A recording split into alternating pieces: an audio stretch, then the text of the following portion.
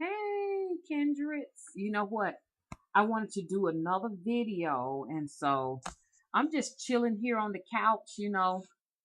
I feel so comfortable with my family and everything. So, that's why I never do formal videos. But you know what? Sometimes in the near future, I'm probably going to do some formal videos and have fun with that. But for right now, I'm just chilling.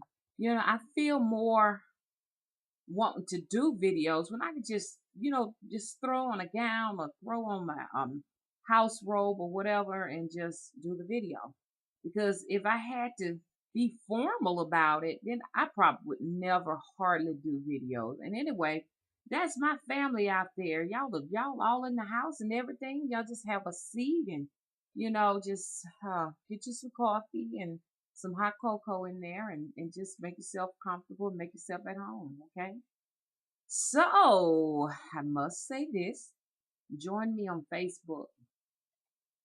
If you would like to join me, I am SPiritree Naima, Nyemma, or you can go inside of my channel and click on the Facebook icon. It will take you directly to it. And guess what? I'm on Instagram. If you would like to get you a supernatural screen name or username and have yourself a separate account, and put you a supernatural icon on your Instagram and share photos, then visit me there on Instagram. You can only do that on your cell phone. There I am, just Spiritree, Spiritree. Okay. Now let's dive into this video. Okay, so I just got myself covered up here and everything. Trying to warm up. It's cold in Alabama. My goodness, it's chilly down here in October.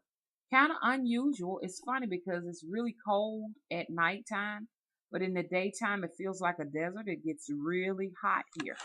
I hope you all can hear me pretty good because I still haven't gotten the microphone. But check this out. I wanted to talk to you all about past lives.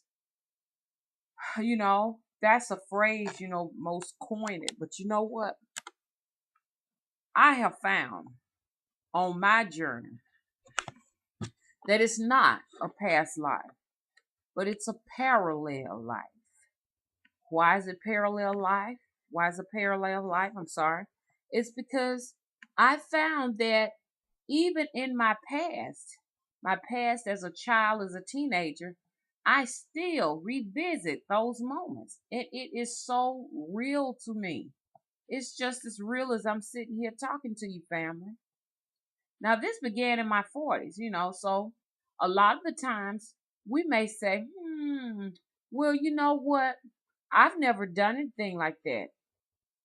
But maybe you're not at that age range. I think it's a milestone that you hit, and then we all just are not able to do the same thing the others are able to do. So, but the reason why I brought that up is because my aunt says that in her age of 70, that at that age she's going to some places, that she didn't necessarily go to when she was a younger woman. She's like traveling to some very odd places. Well, I can't even say that that has anything to do with age, becoming elderly, because I myself go and travel to some very different odd places. But I'm noticing that I am beginning to see more of the dead. And that could be because, this is the thinnest veil right at this particular moment here in October. Some of you all may be yourselves able to see and interact with the dead, with those who are on the other side. I had a very touching experience with Beaver. Remember Beaver, my rat terrier that passed in June? Well, he came to visit and it was so real. And I was asleep, but the experience was so real to me. And also, my parents came to visit. And so, usually in October, I do have a lot of contact with the dead. You know, they even knock on my door. And sometimes I go to the door and it's dead, and sometimes it's not. It's getting very dark in here. And don't ask me. Maybe because I'm talking about the spirits on the other side, and wow, it brightens up. Interesting. Who knows? It's the spirits. But anyway, I would like to talk about parallel lives. No longer should we say past lives, because all of our lives are going on right now, this very moment. All of our lives. You're not just one being.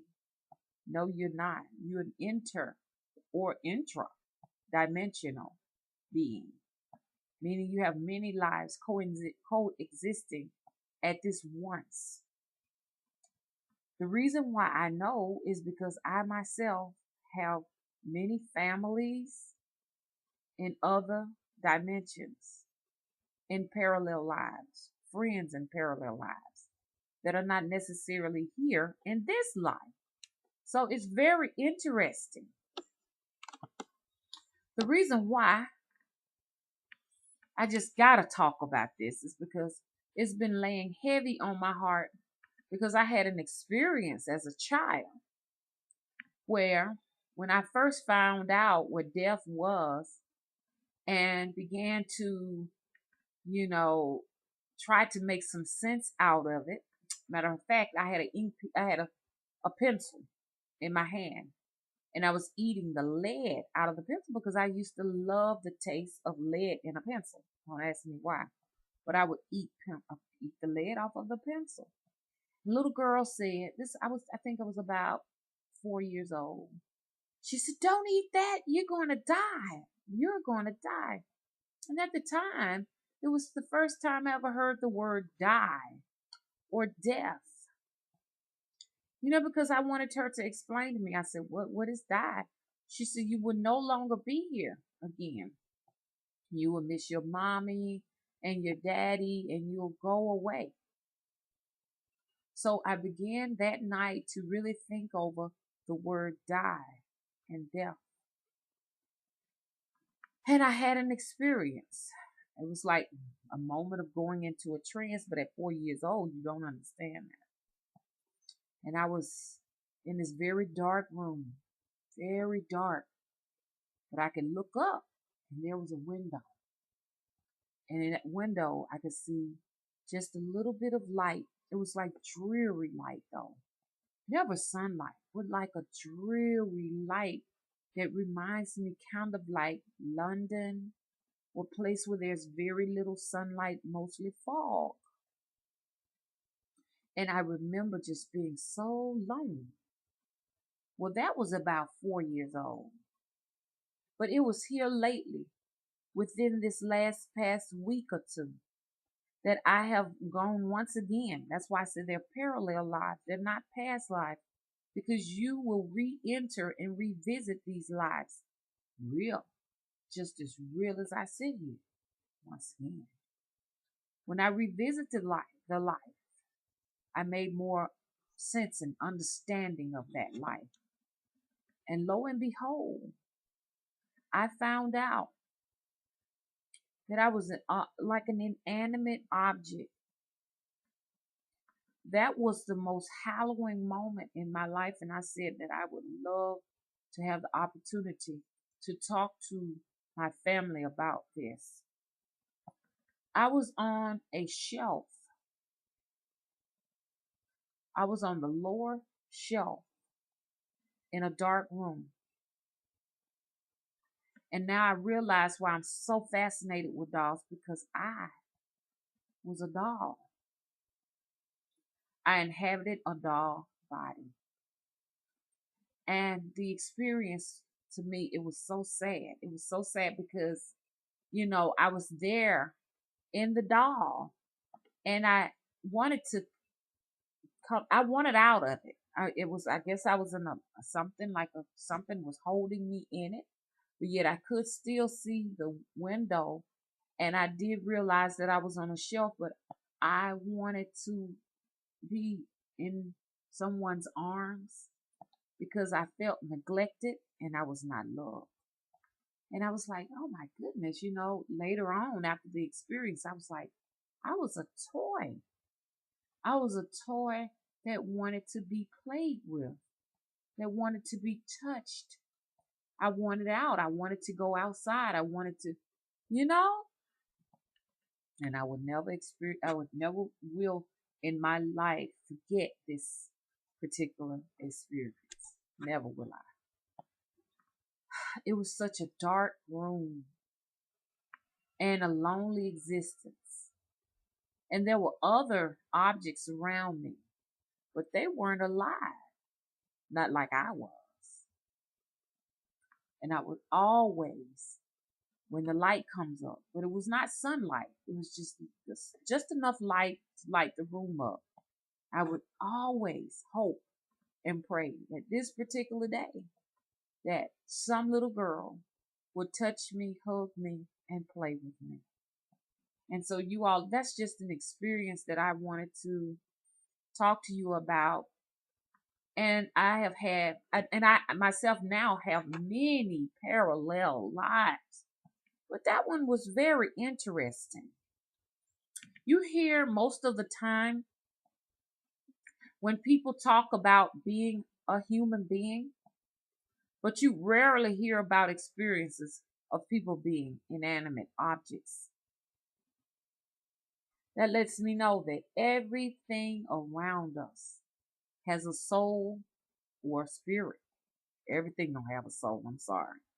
But it lets us know that everything has a spirit.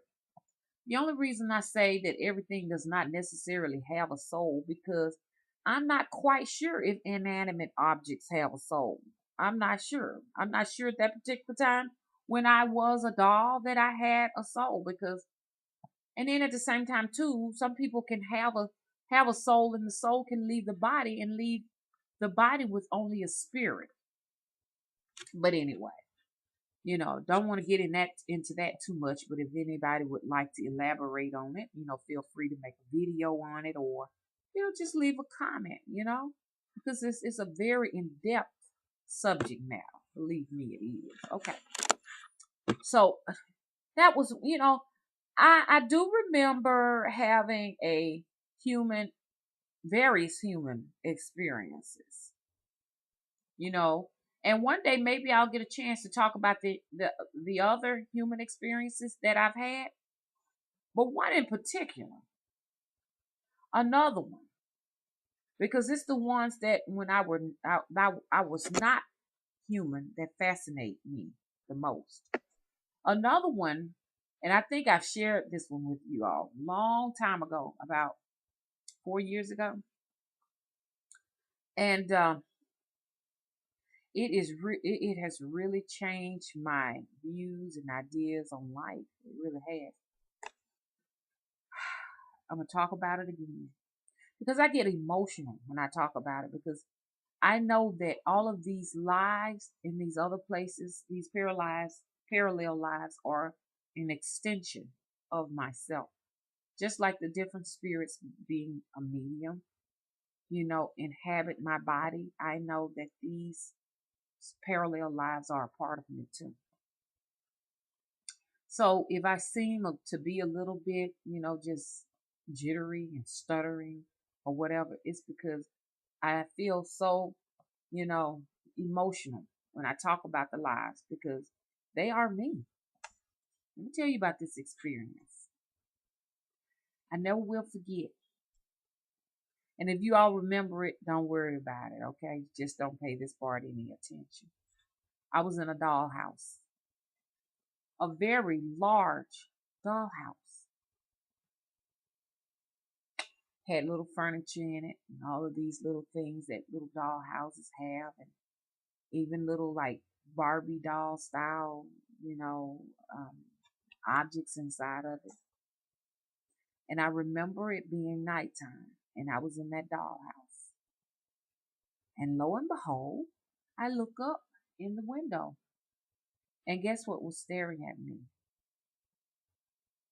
an eye. I was so petrified because to me, I saw nothing but evil in the eye of whatever it was. And the eye was green. It was like light was shining on it. It was a green eye. I was frightened to death. I was like, oh, in my heart and soul, I just shook. I just shook because I knew what it was. And it tried its best to get to me. And I could see a paw coming at me like this. And the nail was sticking out. And I was petrified. I came back to being a being here, which is myself. And I had to put two and two together. And I was like, well, why would I be in a dollhouse? I had to be very tiny to fit in a dollhouse. And I was like, what is this? Because, I just, you ever just woke up and you just shook up and you were just like, terrified. It's like a horrible nightmare. It's like, what is this, I looked and I said to myself, thought about it for a long time. Y'all remember that video 4 years ago? Y'all remember it? I talked to somebody about it. And it was like, you know what? You're not a human being. No, you weren't a tiny little human being. You were a mouse. Yep. Mama was a mouse. You were a mouse, and that green eye that was peeking at you through the window was a cat. It was a cat. And when it was sticking its paws out at you, it got you. Now, here's the thing. When I say parallel life does not necessarily mean it's a past now life, okay? It only means that when you go to sleep, okay? And it's kind of a little controversy in this because I'm still trying to figure out whether or not this has anything to do with me, which is travel, because we travel and sometimes we can take on the form of an animal or an inanimate object. It's something that most witches have an ability to do.